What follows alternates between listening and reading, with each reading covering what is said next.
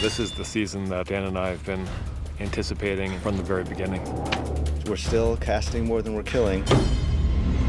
There are a lot of tremendous new characters we're very excited about coming forward. Lady Olenna, played by the amazing Diana Rigg, and there's a lot of new faces this year, as well as all the old faces.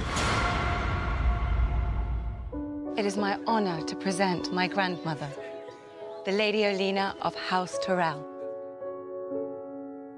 Olenna is the matriarch of the Tyrell family. She's in charge, and you're not in any doubt the minute you meet her. She's very forceful.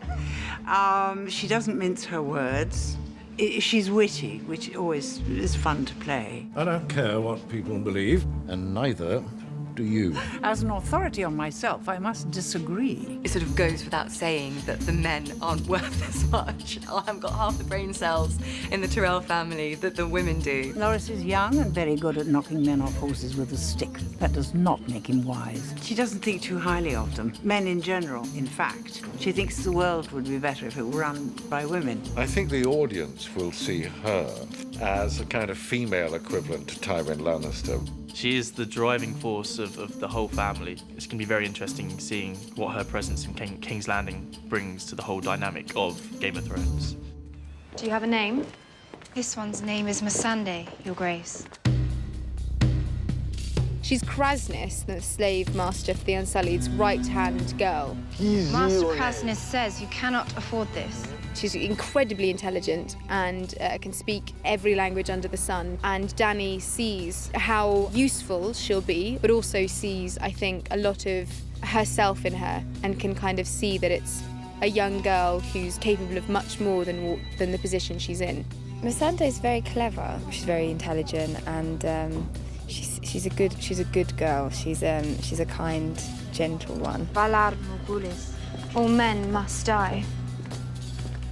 But we are not men. Yeah, girl power. That's kind of been our themes throughout the scenes. We've been like, promoting the girl power a little bit. So. Don't look so grim, Jon Snow. Man's really likes you. You'll live another day. The person that he's expecting to meet is mean and fierce and deadly, and the person he actually meets is all those things, but in a much more intelligent fashion. Mance Rayder is somebody who comes from a similar background to Jon in a way. He was an orphan where Jon was a bastard. He was also a member of the Night's Watch who gave up the Black for a different way of living. Why do you want to join us, Jon Snow? Know your enemy gives you a big advantage in any fight. So Mance is perhaps the most dangerous king beyond the wall to arise for hundreds of years. And he's arisen just at the time when the Night's Watch is at the weakest. You know how I got 90 clans to march together in the same army? I told them we were all going to die if we don't get south. Because that's the truth.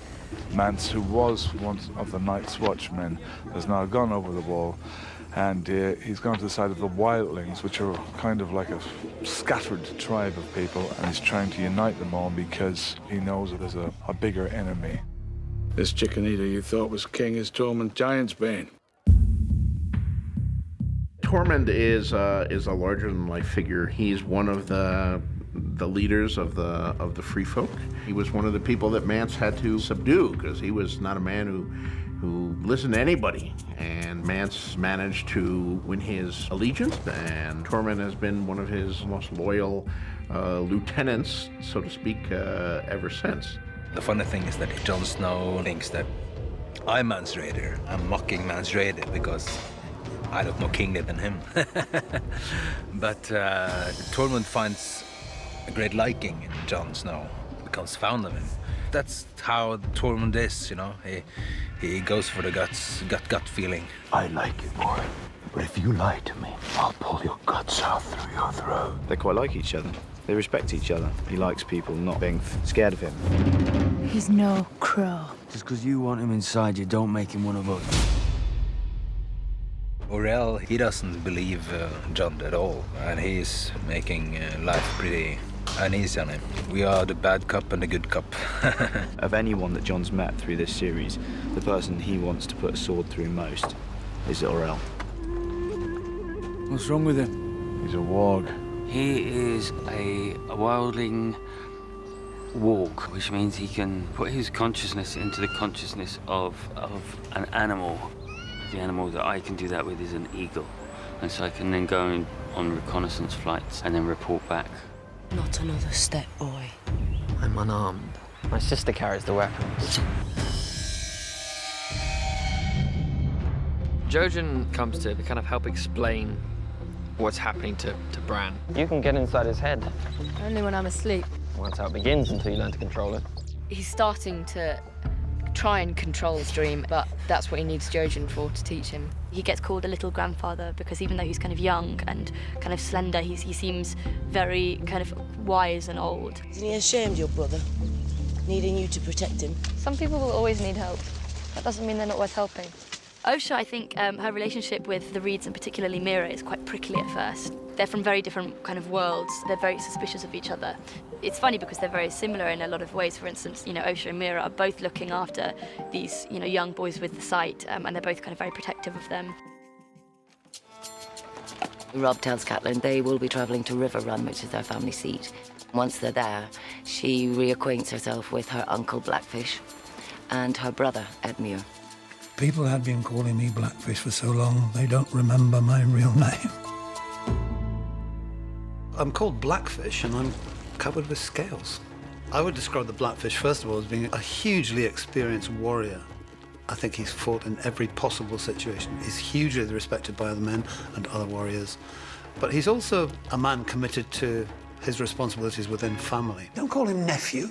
He's your king. Blackfish understands I've been elected king amongst my men, and I must have done something right for so many men to have followed me into battle, and I think the Blackfish understands that, and there's a level of respect. I meant him no disrespect. You're lucky I'm not your king. I wouldn't let you wave your blunders around like a victory flag. Edmure is younger than Cat or Lysa and was the little baby in the family for a long time, and to a certain extent was spoiled, coming along late as he did. And he's still trying to prove himself. I would describe Edmure as being an extremely irritating human being. Constantly lets me down, the family down. On the face of it, he's a tall, straight-back, soldierly-looking guy who messes up quite a lot. I'm sorry. I didn't know. He's sort of outgoing character. He's sort of quick to temper, quick to humour, but maybe not the most sort of contemplative character. So, yeah, he tends to get himself in some hot water. Who are you? Thoros of Myr, Who do you fight for? the Brotherhood without banners. He is a Red Priest. He was a kind of cynical member of the clergy who went through the motions but didn't believe it, and then something miraculous happened. And he's a firm believer. Brotherhood without banners, well, they stand out in the context of the series just because they're kind of good guys. They care about the people and they care about the atrocities that are being committed and want to do something about it, and so their intentions are really honourable. The Lords of Westeros want to burn the countryside. We're trying to save it. And they come from all sorts of backgrounds, and they've there's Stark deserters, Baratheon deserters, and Tanners, and they're a kind of hodgepodge. And Beric is our leader. Beric Dondarrion, you're fighting for ghosts. That's what we are. Ghosts. Waiting for you in the dark. You can't see us, but we see you. These guys live up in a cave. They're guerrilla fighters. They come out and they strike like lightning. Any oppressive force that is in the land, they'll go out and teach them a lesson. But the night is dark and full of terrors. We're very excited about the way that New Blood shakes up the picture and changes things for the people who we've already come to know and love. I remember saying, if we ever got this far, if we ever actually could make this into a series, and if we ever got far enough to get to these scenes, I could die happy.